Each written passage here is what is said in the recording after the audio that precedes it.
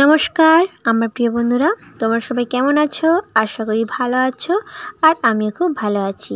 Priyanka Bengali ব্লগে তোমাদের আরও একবার স্বাগত, শুভেচ্ছা ও ভালোবাসা। আজ চলে এলাম আরও একটা ব্লগ ভিডিও নিয়ে। আর আজকে সকাল থেকে ভিডিওটা শুরু করেছি। তো দেখো বন্ধুরা, প্রথমেই তোমাদের সাথে পেঁপেটা শেয়ার করলাম। অনেকগুলো পেঁপে পেড়ে নিয়েছি। একটা কাকিমা না কিনবে বলেছিল পেঁপেটা, গাছে অনেকগুলো পেঁপে হয়েছে, সেই জন্য বিক্রি করার জন্য এই এতগুলো পেঁপে পেড়েছি, এই কাকিমাগুলো নেবে। এবার তোমাদের সাথে শেয়ার করি। সকালটা তো পেঁপে দিয়ে শুরু করেছি। এবার তোমাদের সাথে এই যে প্রায় 10টা বেজে গিয়েছে এখন। এই যে বাজার গিয়েছিলাম ছেলেকে স্কুল থেকে আনতে, সেখান থেকে এই যে মাছগুলো কিনে নিয়ে এসেছি বাজার থেকে। মাছগুলো দেখেই না আমার ভীষণ ভালো লেগেছে, খুব সুন্দর মাছ, প্রায় একটু কম দামেই দিয়ে দিয়েছিল। মাছগুলো একদম টাটকা, তাই মাছগুলো না নিয়ে নিয়েছি। পয়সাটা হাতে ছিল বলে তাই নিয়ে নিলাম। আর আজকে না এই চুনো মাছ দিয়ে একটা রেসিপি বানাবো। তো বন্ধুরা ভিডিওটা স্কিপ না করেই দেখতে থাকো, তাহলে কি রেসিপি বানাই সেটা কিন্তু তোমরা জানতে পারবে। তো দেখো বন্ধুরা, এই যে মাছগুলোকে দুপাশে ভেজে নিচ্ছি। আর এই মাছগুলোকে না একটু তেল দিয়ে ভেজে নিচ্ছি, একটু বেশি করে তেল লাগে চুনো মাছগুলো। আর অল্প অল্প করে ভাজা হলে না মাছগুলো ভাঙে না, সুন্দরভাবে ভাজা হয়। তো দেখো বন্ধুরা, মাছগুলো অল্প অল্প করে আমি ভেজে নিয়েছি।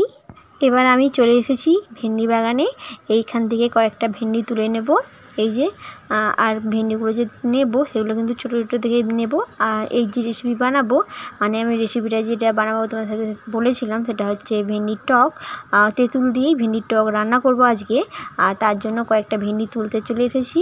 একদম নরম ভেন্ডি, এখনও কিন্তু ভেন্ডিগুলো ফুল ঝরেনি। তো দেখো বন্ধুরা, ভেন্ডিগুলো কয়েকটা তুলে নিচ্ছি।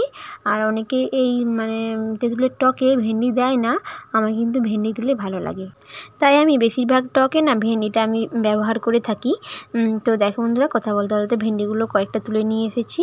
আর এই টকে আমি বেশি ভেন্ডি দেবো না, অল্প ভেন্ডিটাই কিন্তু ভালো লাগে, যেহেতু চুনো মাছ নিয়েছি। তো দেখো বন্ধুরা, অনেকগুলো ভেন্ডি তুলে নিয়ে এসেছি। এই যে এখনও কয়েকটা তুলে নিচ্ছি। এই যে আজকে প্রতিদিন ভেন্ডি তুলতে হয়, কারণ ভেন্ডি তো খুব জলদি বেড়ে যায়, সেই জন্য প্রতিদিনই তুলতে হয়। তো দেখুন বন্ধুরা, এই যে অল্প করে ভেন্ডি তুলে নিয়ে এসেছি আর কেটে ধুয়ে নিয়েছি। এছাড়াও কিন্তু কয়েকটা কাঁচা লঙ্কা নিয়েছি। এই টকে, তেঁতুলের টকে কাঁচা লঙ্কাটা বেশ ভালো লাগে, তাই অল্প করে চিড়ে কাঁচা লঙ্কাগুলো নিয়েছি। এই দেখো তেঁতুলের টক করব, তাই তেঁতুলটা নিয়ে নিচ্ছি পরিমাণ মতো। আর আমাদের একটু টকটা না একটু গাঢ় খায়, তাই একটু অল্প মানে একটু বেশি করেই তেঁতুলটা নিয়েছি। তো দেখো বন্ধুরা, ফাইনালি তেঁতুলটা ভিজিয়ে রেখে দিলাম কিছুক্ষণ। আর বেশিক্ষণ ভিজাতে হবে না, একটুক্ষণ মানে ভিজিয়ে রেখে তারপরে এইভাবে একটু মুলে দিলে না তেঁতুলের ইটা বেরিয়ে যায়, কষটা বেরিয়ে যায়। তো দেখো বন্ধুরা, ছিবড়াগুলো অলরেডি পরিষ্কার করে নিয়েছি। এবারটা কিন্তু এগুলো ছিবড়াগুলোকে একটু পরিষ্কার করে নিচে নেবো, এই যে জলটা থাকবে না, এছাড়া টকটা কিন্তু বেরিয়ে যাবে। তো দেখো বন্ধুরা, ফাইনালি এই যে পরিষ্কার করে নিয়েছি তেঁতুলগুলোকে, দু একটা রয়েছে ছোটো ছোটো, সেগুলোও কিন্তু হাত দিয়ে পরিষ্কার করে নিচ্ছি। এই যে তেঁতুল জল রেডি, এবার আমি রান্নাটা শুরু করব। তো দেখো বন্ধুরা, তেঁতুল রেডি হয়ে গিয়েছে। এবার আমি রান্নাটা করার জন্য প্রথমে কড়াতে আরও একটু সরষের তেল দিয়ে দিচ্ছি। আর সরষের তেলে না এই রেসিপিটা বানাবো, এতে কিন্তু ভালো লাগে এই তেঁতুলের রেসিপি সরষের তেলে বানালে। তো দেখো বন্ধুরা, ভেন্ডিগুলো দিয়ে দিচ্ছি, ছোটো ছোটো ভেন্ডিগুলো যেটা কেটে রেখেছিলাম ধুয়ে পরিষ্কার করে। এবার দিয়ে দেওয়ার পর পরিমাণ মতো নুন দিয়ে একটু ভেজে নেবো ভেন্ডিগুলোকে। এতে কিন্তু হালি গন্ধটা থাকবে না ভেন্ডির, আর হরকানি ভাবটাও কিন্তু অতটাও থাকবে না। তো দেখো বন্ধুরা, একটু ভালো করে ভাজার পর আমি হলুদ গুঁড়োটা দিয়ে দিলাম।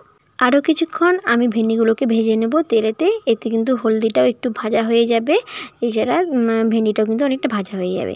তো দেখো বন্ধুরা, ভাজা হয়ে গিয়েছে অনেকটাই। এবার আমি দিয়ে দিচ্ছি তেঁতুল গুলা জল, মানে যেটা তেঁতুল গুলিয়ে রেখেছিলাম সেটাই কিন্তু আমি দিয়ে দিচ্ছি এখানে। এবার তেঁতুলগুলোকে দিয়ে একটু ভালো করে ফেটে নিচ্ছি। এবার আমি দিয়ে দিলাম কাঁচা লঙ্কা কয়েকটা, এখানে কয়েকটা কাঁচা লঙ্কা দিয়ে এবার আমি ভালো করে আরও কিছুক্ষণ এভাবে মানে ভেজে নেব। আর এই তেঁতুলটা না একটু ঘন করে ফেলবো, যাতে তেঁতুলটা মানে গাঢ় হয়, এতে কিন্তু টেস্ট দুর্দান্ত হয়। তো দেখো বন্ধুরা, মানে ভালোভাবে একটু নাড়াচাড়া করা হয়ে গিয়েছে, আর তেঁতুলটা কিন্তু অনেকটা গাঢ় হয়ে গিয়েছে। এবার আমি দিয়ে দেবো পরিমাণ মতো জল। আর এই তেঁতুলের রেসিপিতে না খুব বেশি জল ভালো লাগে না, জাস্ট হালকা অল্প করে জলটাকে আমি দিয়েছি, যাতে মানে ভেন্ডিটা সিদ্ধ হয়। তো দেখো বন্ধুরা, ভেন্ডিটা অনেকটা সিদ্ধ হয়ে যাওয়ার পর এবার আমি মাছগুলোকে দিয়ে দিচ্ছি, চুনো মাছগুলোকে যেগুলো ভেজে রেখেছিলাম। এবার মাছগুলোকে আমি কিছুক্ষণ ফুটিয়ে নেব আর সিদ্ধ করে নেব কিছুক্ষণ এভাবে। আর এতে কিন্তু মানে এই যে টকের যে জলটা রয়েছে এটা কিন্তু খুব বেশি থাকবে না। তোমাদের প্রথমেই বলেছিলাম এই রেসিপিটা না একটু গাঢ় টক ভালো লাগে। তো দেখো বন্ধুরা অলরেডি হয়ে গিয়েছে সুন্দরভাবে। এই যে বসা বসা একটা তেঁতুলের টক, ভেন্ডি এছাড়া চুনো মাছ দিয়ে একটা পাকা তেঁতুলের টক রেসিপি তোমাদের সাথে শেয়ার করেছি। কেমন লেগেছে তোমরা অবশ্যই কমেন্টে জানিও এই রেসিপিটি। এছাড়া আর কি রান্না করলাম সেগুলো তোমাদের সাথে শেয়ার করি। এই টক রেসিপি ছাড়া রয়েছে শাক ভাজা, এটা হচ্ছে সজনা শাক আর কলমি শাক ভাজি, দুরকম শাক দিয়ে একটা মানে ভাজি করেছি। এই যে পেঁয়াজ দিয়ে লঙ্কা দিয়ে ভাজি করেছি। আর রয়েছে পেঁপের তরকারি, প্রথমেই তোমাদের সাথে শেয়ার করেছি পেঁপে তুলে নিয়ে এসেছি, সেইটা পেঁপেটা দিয়েই কিন্তু একটা রেসিপি বানিয়েছি পেঁপের দম।